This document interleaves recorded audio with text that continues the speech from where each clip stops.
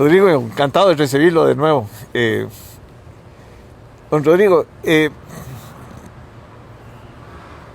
¿es sostenible las finanzas en las universidades? Creo que el FES de este año es 520 mil millones. Hay una inflación importante, ¿verdad? Hay un ordenamiento de salarios en las universidades, pero bueno, se habla de que el 2024 la Universidad de Costa Rica entrará ya en problemas serios de finanzas si seguía como venía, ¿verdad? O sea, son 115 mil millones de colones en pluses, o sea, sobre el salario. Y lógicamente no es sostenible. O sea, las universidades tienen que ver que el país está en una situación fiscal muy complicada, que hay que ordenar las finanzas, ¿verdad? Y una de las cosas que hay que arreglar es el problema de que haya sostenibilidad. Yo sé que hay un artículo no recuerdo, de la ley,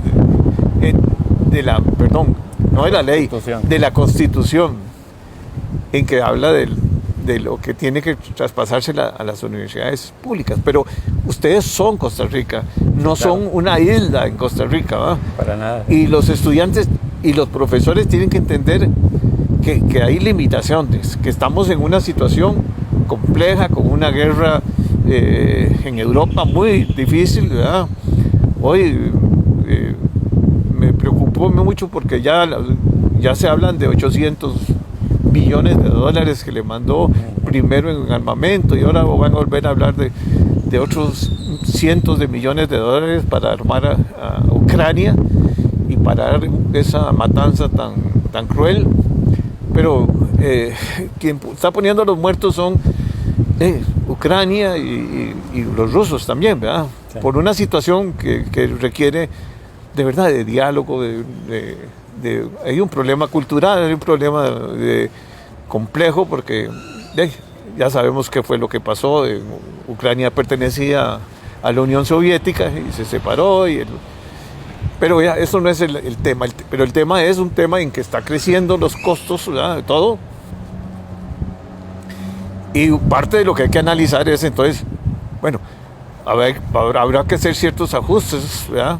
Pero son ajustes por inflación. Nosotros no hemos tenido inflación en muchos años, ¿no? Gracias a Dios ha sido muy ordenado en ese sentido el Banco Central y el gobierno. Y bueno, aquí lo importante es, ¿podremos sostener y qué ha hecho las universidades públicas o qué van a hacer para a presentarse a esta crisis? Porque esta crisis o se amarra a la faja en gastos y en inversiones, bueno, en inversiones no tanto, pero bueno, se amarra a la faja con los salarios, porque a mí me tocó ver 100 millones que se le pagan a un profesor universitario de la Universidad Nacional en prestaciones. O sea, eso dice uno, bueno, pero ¿qué es lo que pasa? Bueno, es que no eran 8 años como ahora está limitado, sino que eran 12 años de salarios. O sea, dice uno, uno en el sector privado lo que le dan es los 8 años nada más.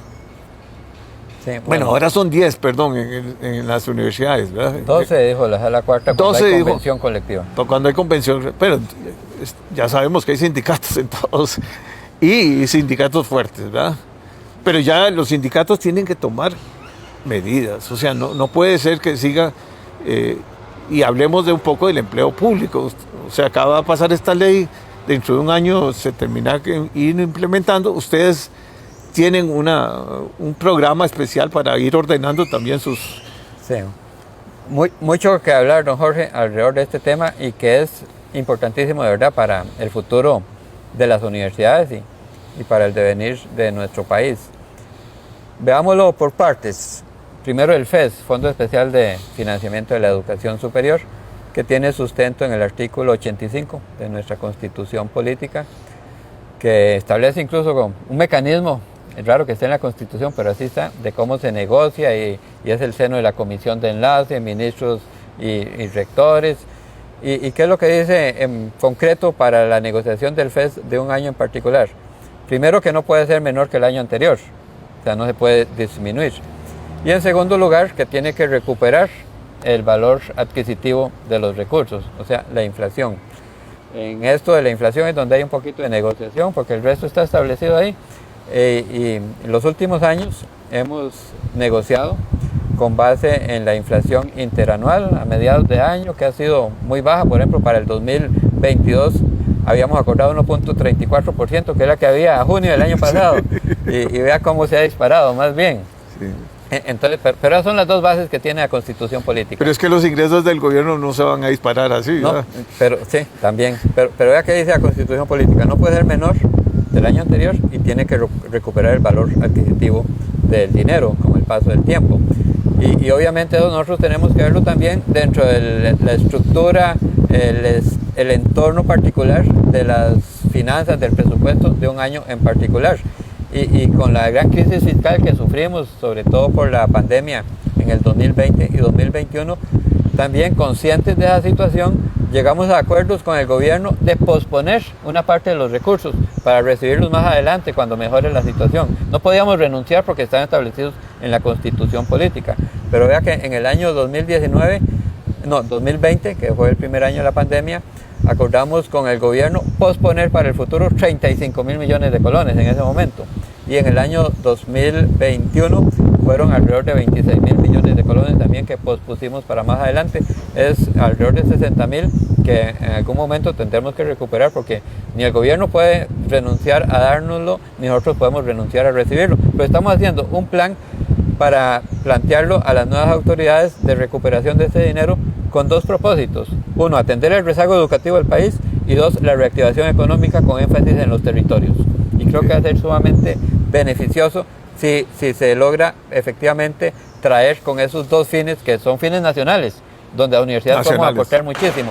Pero vea que conscientes de la situación fiscal del país, acordamos no recibir unos dineros en el momento de la crisis, en el momento más grave de la crisis, además de que hicimos aportes también al fondo que el gobierno constituyó para ayudar al plan Proteger y a todas las ayudas que tuvo que darle a las personas. Ustedes se les redujeron los costos también de operación. Y aumentamos la cantidad de becas. Mira cómo tuvimos que aumentar ayudas para conectividad, en primer lugar, pagarle internet a estudiantes de pocos recursos económicos y sobre todo en zonas alejadas, y aumentar las becas también de manera muy considerable, porque si no podíamos permitir que por la crisis económica las personas dejaran de estudiar, porque una persona que se pierda por una crisis económica en estudio es muy difícil que regrese en el futuro. Algunos regresan, pero la gran mayoría no.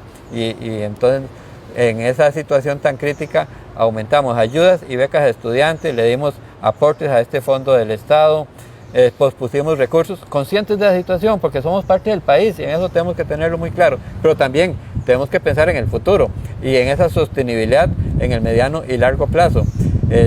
Por un lado tenemos que tomar en cuenta, ustedes se redujeron los costos, sí, pero parte de la reducción de los costos es que los salarios no aumentan en las universidades ya desde hace 3 años. No hay anualidades, están suspendidas, no hay aumento de salarios, 0 aumento de salarios en las universidades en estos últimos años. Y se ha ido nivelando. Entonces, obviamente, porque se habla a veces que hay unas diferencias impresionantes. Entre universidades hay diferencias porque responde a las estructuras salariales de cada una. Pero ahí precisamente, y ahora que usted hablaba de la Ley Marco de Empleo Público, también desde hace un año, poco más de un año ya, llegamos a un acuerdo en CONARE, en una especie como de asamblea de las universidades. Estuvimos reunidos en CONARE, rectores, consejos universitarios, federaciones estudiantiles e incluso sindicatos, y firmamos un acuerdo de homologar nuestra estructura salarial en el futuro. Y en eso se han ido trabajando. Se viene con 5 comisiones de trabajo alrededor de la materia de recursos humanos, con el financiero, con legal, con planificación, con todos los campos que tienen que abordarse, con el propósito de tener, llamémoslo así, como un estatuto de empleo universitario para las 5 universidades públicas en el futuro, que va a responder a los mismos principios de la Ley de Empleo Público, solo que adecuado pues a las condiciones de las universidades. Y eso va a permitir tener salarios competitivos pero estables a lo largo del tiempo, va a ayudar a la sostenibilidad financiera en el mediano y largo plazo, y también a que haya más equidad interna dentro de las mismas universidades. Y por otro lado, es un reflejo claro del compromiso con la situación que se enfrenta en el país en esta materia. Entonces yo creo que pues, las circunstancias del entorno, del tiempo en el que vivimos, nos ha llevado también a asumir ese compromiso que que en este año, en el cual la Ley de Empleo Público entra a regir hasta el 9 de marzo del 2023, nosotros esperamos tener listo ese documento que va a homologar y va a estabilizar el crecimiento de los salarios en las universidades en el mediano y largo plazo. Y hablar de tecnología, de innovación, de parques tecnológicos, o sea, yo siempre he visto las universidades como un centro de incubación de empresas, de apoyo al pequeño y de apoyo a las empresas grandes, pero la burocracia que tienen las universidades por su mismo problema que hay aquí de todo, para hacer alianzas público-privadas, realmente a veces suena, o sea, si uno quiere hacer algo que incentive también a los profesores, ¿verdad?, a que trabajen con uno y que sean socios, o las universidades que sean socias, pero eso lo hace Israel y lo hace Singapur, Estonia, todos los países que quieren, digamos, crecer y generar nuevas patentes, o sea, que eso significa nuevos ingresos para las universidades, y ese es el cambio más importante, ¿verdad?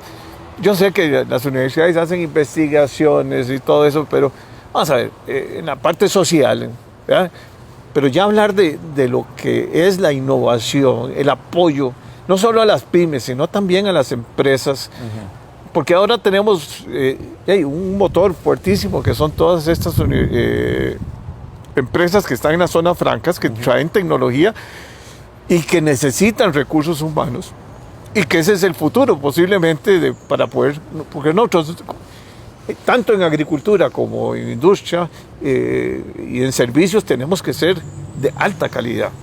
Totalmente de acuerdo, y esa alta calidad depende de muchas variables. Una de ellas es la formación de las personas, y en este tiempo en particular el desarrollo de esas habilidades digitales esenciales en cualquiera de las profesiones que tengan las personas. Y mira que todas las universidades hemos venido desarrollando en estos últimos años, impulsados más por la pandemia, pero ya desde antes. No. La UNED es líder en eso. Totalmente. Sí, ahí se llevó a todos. La pandemia nos fortaleció más bien, porque la modalidad de distancia, el uso de las herramientas digitales y ya conocían y todo, las capacidades institucionales para abordar ese reto, creo que lo enfrentamos de manera muy adecuada. Pero también todo este tiempo nos ha hecho ver a unas y a otras universidades públicas y privadas por igual la necesidad de desarrollar esas competencias digitales en el profesorado y en el estudiantado, porque son profesionales del futuro que deben de tener desarrolladas todas esas nuevas capacidades que en el sector productivo se van a demandar de manera creciente, a donde sea que uno se desenvuelva. Y creo que ahí hemos estado haciendo esfuerzos muy importantes.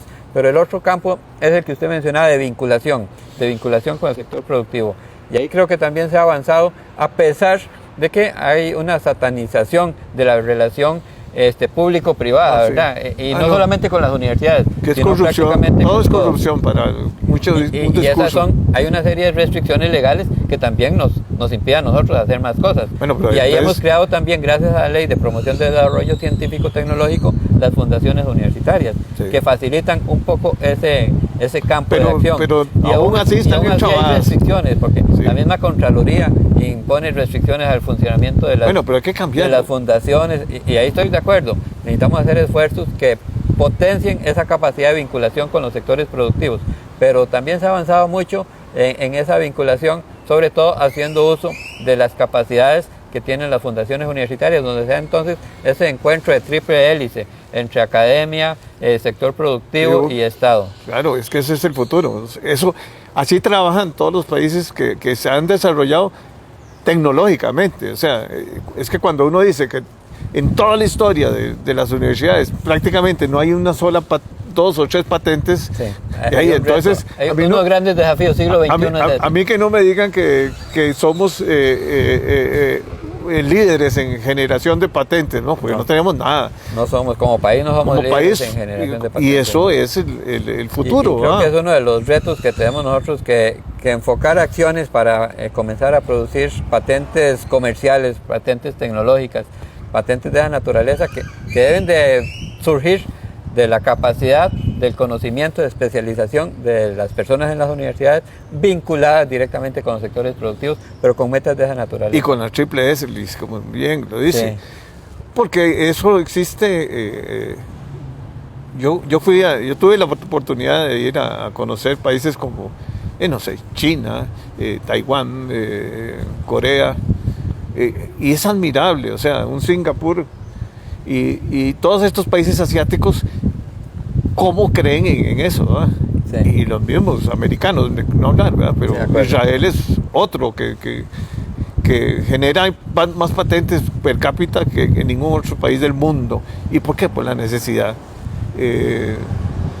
Yo creo que ahí es donde es un reto y me parece que si trabajamos juntos, sí, podemos lograrlo. Y ahí es donde creo yo que hay que apostar más, porque para poder tener salarios altos y levantar la estructura, creo que la UNED ha hecho un gran trabajo en todas las costas y en todos los